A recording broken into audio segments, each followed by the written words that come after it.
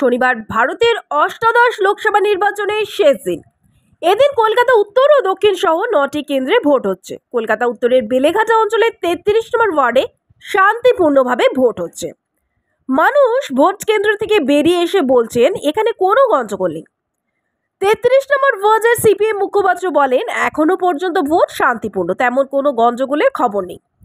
তবে সমস্যা হচ্ছে গতকাল রাত থেকে আমাদের ভোটারদের বাড়ি বাড়ি গিয়ে ভয় দেখিয়ে বলা হচ্ছে তারা যেন ভোট দিতে না যায়। এমনকি আজকেও পাড়ার মোড়গুলিতে তৃণমূল কর্মীরা ভিড় করে আছে, তারা মানুষকে ভোট দিতে যেতে বাধা দিচ্ছে।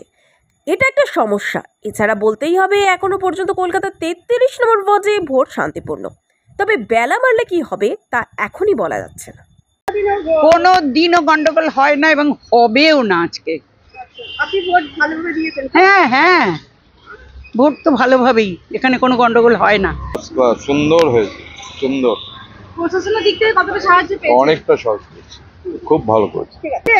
ভোট কেমন হলো? খুব ভালো, অসুবিধা হয়েছে? কোনো অসুবিধা নেই, শান্তিপূর্ণভাবে ভোট হচ্ছে সব জায়গায়, সব কিছুই ভালোভাবে, সব সুব্যবস্থা রয়েছে, সবাই সব ভালোভাবে, আমাদের রাজ্য পুলিশ, কেন্দ্রীয় সরকার, সবাই যারা ভোটিং করছেন তারা সবাই, প্রিসাইডিং অফিসার থেকে শুরু করে সমস্ত অফিসার সবাইকে খুব কোঅপারেট করছেন। বিশেষত বয়স্ক মহিলাদের খুব সাহায্য করছেন ওরা। কোনো অসুবিধা হয়নি? কিচ্ছু অসুবিধা হয়। শান্তিপূর্ণভাবে দিয়েছেন? হ্যাঁ ভোট কি শান্তিপূর্ণভাবে দিয়েছেন? হ্যাঁ, এখানে একদম শান্তিপূর্ণ কাজ হচ্ছে। এখনো অন্য কোনো জায়গায় আমি আর কিছু বলতে পারবো না। আপনার নাম? আমার নাম দিলীপ দাস। ভোট দিয়েছেন? হ্যাঁ, ভোট দিয়েছি। কোনো অসুবিধা হয়েছে? না, কোনো অসুবিধা হয়নি। কোনো অসুবিধা হয়নি? না। আর নিজের ভোটটা নিজেই দিয়েছেন তো? হ্যাঁ। একটু আপনার ভোটার কার্ডটা আর আপনার আঙুলটা দেখাবেন দূর থেকে, ঘুরিয়ে দেখা। ভোটার কার্ডটা। আধার কার্ডটা লাগবে না, আধার কার্ড না, কার্ডটা, শুধু ভোটার কার্ড, শুধু ভোটার কার্ড। আচ্ছা, একটু দাঁড়ান। আমা একটু দাও। আপনার নাম? মুন্নি ঠাকুর। তোমার আঙুলটা দেখো, আঙুলটা দেখো। কালি দিয়েছে, যেটা কালি দিয়েছে সেটা দেখো। ধন্যবাদ। এখন 2.5 ঘন্টা হয়েছে ভোট চলছে। সকালবেলাটা ভালো, তাহলে সারা দিনটা কি হবে নিশ্চিত ভালো হওয়া দরকার। আমরাও জনগণকে বলছি যে ভোট দিতে বেরান। প্রশাসন এখনো পর্যন্ত সন্তোষজনক খবর আমাদের কাছে আসছে, কিন্তু 2-1টা দিন তৃণমূল কংগ্রেস বিভিন্ন জায়গায় ভোটারদেরকে আটকানোর, ভোট দিতে যাবেন না এইগুলো বলাতেও মানুষের মধ্যে একটা ভীতি আছে। সেজন্য আমরা বলবো এই ভয়কে জয় করেই গণতন্ত্র প্রয়োগ করবার জন্য সকলে নামুন।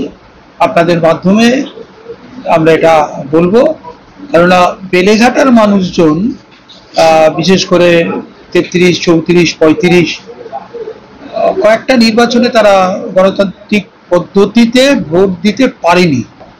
এখন মানুষ যদি সেই ক্ষোভ মনে রেখে তার অধিকার প্রয়োগ করে, তাহলে মেহনতি গরিব মানুষ, সাধারণ মানুষ, মধ্যবিত্ত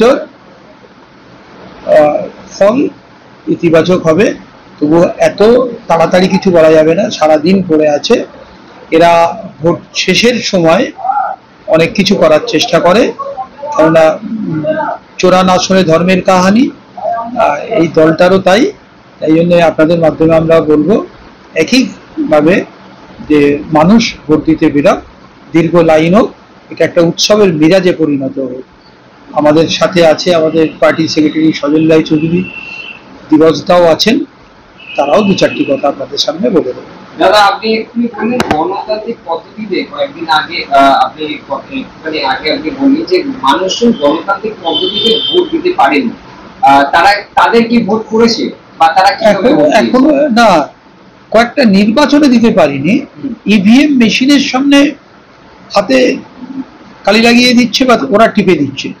এখনো পর্যন্ত আমাদের একটি বুথ ছাড়া, 258 নম্বর বুথ ছাড়া এখনো পর্যন্ত আমাদের কাছে সব খবর এসে পৌঁছায়নি। ইভিএম এর সামনে দাঁড়ানো আমাদের 241, 239, 40, 41 পার্টে গতকাল রাত্রিবেলা থেকে ভোট দিতে যাবেন না, ভোট দিতে যাবেন এটা বলেছে তৃণমূল কংগ্রেস। এছাড়া তো আর অন্য কোনো ব্যাপার নেই। একইভাবে যেখানে বিজেপি শক্তিশালী আছে সেখানে বলবে, কিন্তু এই অঞ্চলে আমরা মনে করি যে মানুষের লড়াই সংগ্রামে বামপন্থীরাই অতীতেও ছিল, এখনো থাকবে। আমরা এবারে কংগ্রেসকে সমর্থন করেছি, হাত চিহ্নকে সমর্থন করেছি। দাদা এখনো পর্যন্ত সকালবেলা যে ছবিটা দেখলাম যে এখনো পর্যন্ত শান্তিপূর্ণভাবে ভোট হচ্ছে, কি মনে হচ্ছে 33 নম্বর ওয়ার্ডের কতটা কি শান্তি শৃঙ্খলাটা বজায় থাকবে সারাদিন? দেখুন, রাজীব বিশ্বাস একটা প্রসঙ্গ বলেছে, আমাদের অভিজ্ঞতা বিগত 16 সাল থেকে 15 সাল থেকে বেলেঘাটার মানুষ সাধারণভাবে ভোট দিতে পারতেন না। তার একটা অন্যতম কারণ আপনারা যে শান্তিপূর্ণ ভোট কেন্দ্র দেখলেন, তার থেকে বড় কথা হচ্ছে আপনি যদি বস্তি অধ্যুষিত অঞ্চলের পাড়ার মোড়গুলোতে যান, দেখবেন পকেটগুলো থেকেই হচ্ছে জনগণকে বেরোতে বাধা দিচ্ছে, বস্তি ভোট কেন্দ্রেই আসতে পারছে না। লক্ষ্য করে দেখবেন ভোট কেন্দ্রগুলো বেশিরভাগই ফাঁকা। পার্সেন্টেজ অফ পোলিং আমাদের ধারণা বিগত বছরগুলো থেকে কম হচ্ছে, ফলে এখনো পর্যন্ত পোলিং নেই, জনগণ বেরোয়নি। জনগণ বেরোলে কি চেহারা নেবে বা বেলা বাড়লে কি চেহারা নেবে এটা এক্ষুনি বলার সময় আসেনি। এখন পর্যন্ত ভোট হচ্ছে, কিন্তু ভোটের পার্সেন্টেজ কম। জনগণ যেখান থেকে বেরোন ওই বস্তিগুলো থেকে সেই পকেটে পকেটে তৃণমূল পরিকল্পিত জমায়েত করে সেখানেই ভোটারদের আটকাচ্ছে। ফলে ভোট কেন্দ্রে আটকানোর পদ্ধতি একটা রাজীব বিশ্বাস বলেছে যে গতকাল গোটা পাড়া হুমকি দিয়েছে, বিভিন্ন বস্তিতে দিয়েছে, স্বাভাবিকভাবে তারা সিদ্ধান্ত নিয়েছে যাবো না। দাদা আপনার বক্তব্য অনুযায়ী তৃণমূল কংগ্রেসের কিছু কর্মী ভোটারদের বাধা দিচ্ছে ভোট না দিতে যাওয়ার জন্য, তাদেরকে কি করছে? যে সমস্ত ভোটাররা ভোট দিতে যাচ্ছে, যাদেরকে বাধা দেওয়ার চেষ্টা করছে, তারা কি কংগ্রেস এবং সিপিআইএম এর প্রার্থী? শুধুমাত্র তাদেরকে কি একদম একদম একদম সিপিআইএম এবারে কংগ্রেস যুক্ত হয়েছে, ফলে চিহ্নিত সিপিআইএম চিহ্নিত কংগ্রেস তাদেরকেই মূলত বাড়িতে গিয়ে বলে আসা হচ্ছে ভোট কেন্দ্রে যাবেন না, ভোট দেবেন না, এবং ওই দিন যদি বেরোয় তাদেরকে একই চিত্র বড়নগরে দেখা গেল, বড়নগরে সিপিএম প্রার্থীকে মারধর করেছে, কি বলছেন? এটাই ওদের কালচার। গত কালকেও আমাদের এই হুমকি মারধর চলেছে, এমনকি আজকে আমার এক ভোটার এখানকার কর্মী আছে, এখানে শেখর নট্ট, আমাদের এখানকার সর্বক্ষণের কর্মী, সে ভোট দিয়ে বেরোচ্ছে, ভোটটা দেওয়া হয়ে গেছে, তারপর তাকে মারা হয়েছে বুনিয়াদি স্কুলে।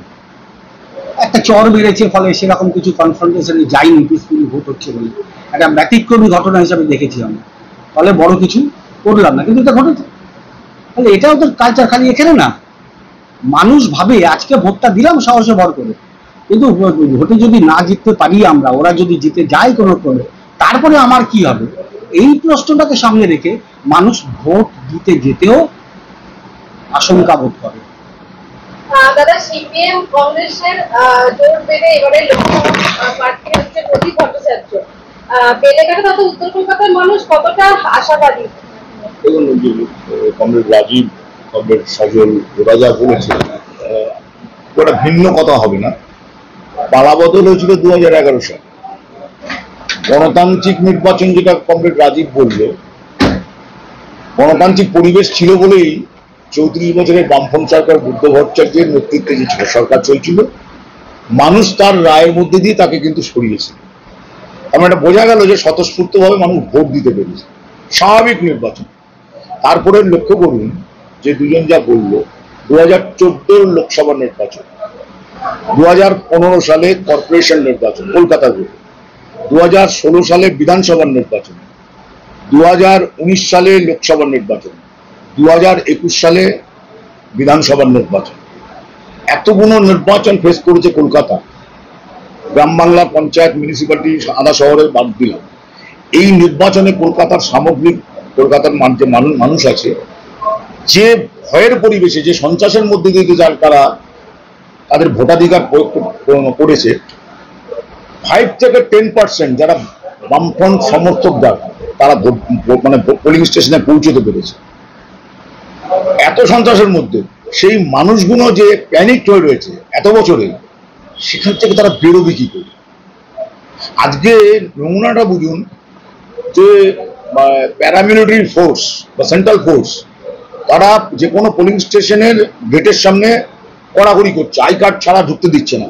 কিন্তু সমস্ত হোলিগ্যাং যারা তৃণমূল কংগ্রেসের, প্রতিটি বুথে, প্রতিটি পাড়ায় পাড়ায় তারা বিভিন্ন পকেটে তারা দাঁড়িয়ে থাকছে, বাড়ি থেকে বেরোতে দিচ্ছে না কোনো মানুষকে, ফিরিয়ে দিচ্ছে সেখান থেকে। স্বাভাবিকভাবে তৃণমূল কংগ্রেসের সমর্থক যারা, তাদের ভোট পড়ছে, বিজেপির যারা সমর্থক তাদের ভোট পড়ছে, বামপন্থী সমর্থকদের ভোট পড়ছে না। আপনার কথা অনুযায়ী যদি আমি তাহলে আপনি কি মনে করছেন তৃণমূল কংগ্রেসের সাথে বিজেপির কর্মীরা মানে একই সাথে বাম সিপিআইএম এবং কংগ্রেসের ভোটগুলো যাতে না পড়ে তার জন্য কি তারা বিভিন্ন পকেটগুলোকে জাম করছে? এবং আপনি তৃণমূল কংগ্রেসের নাম নিয়েছেন, বিজেপি কি মনে হয় আপনাদের যে বিজেপি কর্মীরাও এরকম ভাবে পকেটগুলোকে জাম করছে? দেখুন, আজকে আপনি এটা আপনাকে বলে দিতে হবে, আপনারা অনেক বেশি এই ব্যাপারে মানে খবর নেন। আজকে সাউথ ক্যালকাটা, নর্থ ক্যালকাটা এই দুটো জায়গায় যেভাবে নির্বাচনের প্রচার হয়েছে, তাতে স্বাভাবিকভাবে আপনাদের কাছে মেসেজ আছে যে বিজেপির কেন্দ্রীয় নেতৃত্ব কখনোই কিন্তু দক্ষিণ কলকাতায় গিয়ে প্রচার করেনি। আবার নর্থ ক্যালকাটায় মমতা ব্যানার্জি প্রচার করছে না। এরা দুজনে এই বাইনারি পলিটিক্সটা মানুষ আজকে অনেকটা বুঝতে পেরেছে, কিন্তু ভীতি কাটিয়ে, সন্ত্রাস কাটিয়ে ভোট কেন্দ্রে পৌঁছতে পারছে না। এবং পাঞ্চজন পত্রিকা যেটা লিখছে বিজেপির মুখপাত্র, যে তৃণমূল কংগ্রেস পশ্চিমবঙ্গের নির্বাচনে জিতুক তাও ভালো, কিন্তু কখনোই যেন বামপন্থীরা বা কমিউনিস্টরা যেন ক্ষমতায় না আসে, তারা যেন ভোট না পায়। এ তো সোজা কথা নরেন্দ্র মোদী বলছে, অমিত শাহ বলছে, বিভিন্ন কেন্দ্রীয় নেতৃত্বরা বলছে। কিন্তু আমাদের কথা না, আমাদের কথা হচ্ছে যে পুলিশ সক্রিয় হলে পরে, পুলিশ হচ্ছে রাজ্য সরকারের, তার মন্ত্রী হচ্ছে মমতা ব্যানার্জি, সেন্ট্রাল ফোর্সের ক্ষমতা নেই, অলিগলি চিনবে। পুলিশ যদি আজকে স্বয়ংক্রিয় হতো, অনায়াসে মানুষ কিন্তু বাড়ি থেকে বেরোতে পারত। আর নিশ্চিত বলতে পারি কলকাতা অনেকগুলো অ্যাসেম্বলি সেগমেন্টে আমরা কিন্তু ভালো রেজাল্ট করতে পারতাম। রাজীব বিশ্বাস এক্স হচ্ছে বড় চেয়ারপারসন ছিল, কাউন্সিলর, 3 টার্মের বোধহয় পৌর প্রতিনিধি, 33 ওয়ার্ড। বর্তমানে আমাদের পার্টি, ভারতের কমিউনিস্ট পার্টি মার্ক্সবাদী এরিয়া কমিটির অন্যতম সদস্য। কমরেড সজল রায়চৌধুরী ট্রেড ইউনিয়ন করে এবং আমাদের পার্টি, ভারতের কমিউনিস্ট পার্টি মার্ক্সবাদী বেলেঘাটা 1 এরিয়া কমিটির সম্পাদক। আমি নিজে আমাদের পার্টির, ভারতের কমিউনিস্ট পার্টি মার্ক্সবাদী এরিয়া কমিটির অন্যতম সদস্য, এবং আমিও ট্রেড ইউনিয়নের সঙ্গে যুক্ত এবং ন্যায় বিচার মঞ্চ বিভিন্ন গণসংগঠনের সঙ্গে নেতৃত্ব দিচ্ছি। আমার নাম হচ্ছে দিবস দে।